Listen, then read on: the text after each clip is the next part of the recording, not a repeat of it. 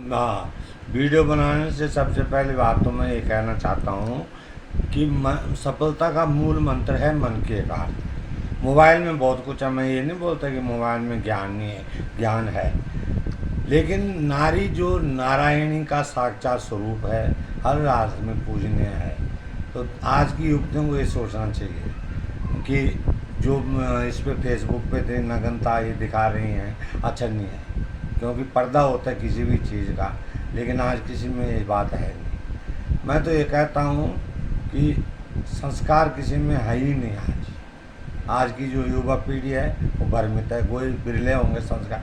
और दूसरी बात मैं ये कहना चाहता हूँ कि जो नीति शास्त्र है, जैसे अटल बिहारी वाजपेयी जी थे ना, उन्होंने कहा था कि छोटे मन से कोई बड़ा नहीं होता, छोटे मन से कोई बड़ा नहीं होता, टूटे मन से कोई खड़ा नहीं होता है। अगर शायद वो भी होते आज, तो मैं उनसे भी पूछ लेता कि मन वास्तव में क्या होता है।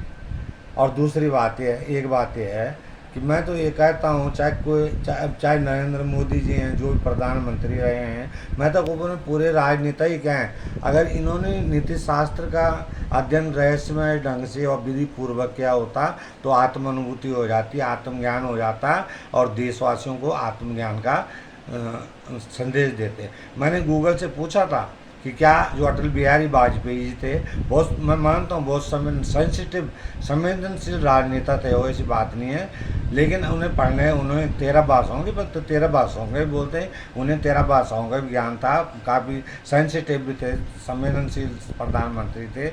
मैंने गूगल से पूछा कि क्या कभी प्रधानमंत्री जी ने अपनी ज़िंदगी में आत्मज्ञान की बात की थी अपने किसी भाषण में। तो ऐसा गूगल से मैंने ये पूछा, गूगल ने कुछ नहीं बताया, ये बताया कुछ और ही बता रहा था।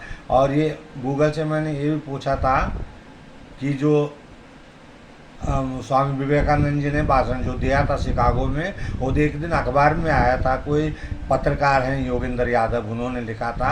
तो मैंने वो जो बोला है, जो स्वामी विवेकानंद ने शिकागो में ये भाषण भी बोला, कुछ और तरीके पर बोला कि उन्होंने क्या बोला था, पर अटल बिहारी जी की आत्मज्ञान की कोई बात नहीं की। इसलिए मैं तो कहता हूँ, क्या पता कोई बिरले ही राजनेता होंगे जिन्हें आत्मज्ञान होगा। अगर उनके जो फॉलोअर हैं उनसे पूछें कि उन्हें आत्मज्ञान है अगर था तो कभी संदेश क्यों नहीं दिया। और एक बात और है, मैं अनिरुद्ध आचार्य जी को अगर उनके जो फॉलोअर हैं, उनकी कथा जो सुनते हैं, उनसे पूछें, उनका संपर्क सूत्र नंबर होना चाहिए। मैंने गूगल से पूछा, नहीं बताया। अगर कोई वृंदावन नहीं जा सकता है तो फ़ोन से उनसे कोई बात या कोई सवाल है पूछ सकता है, या जैसे टीवी पे ऐसा कुछ होना चाहिए।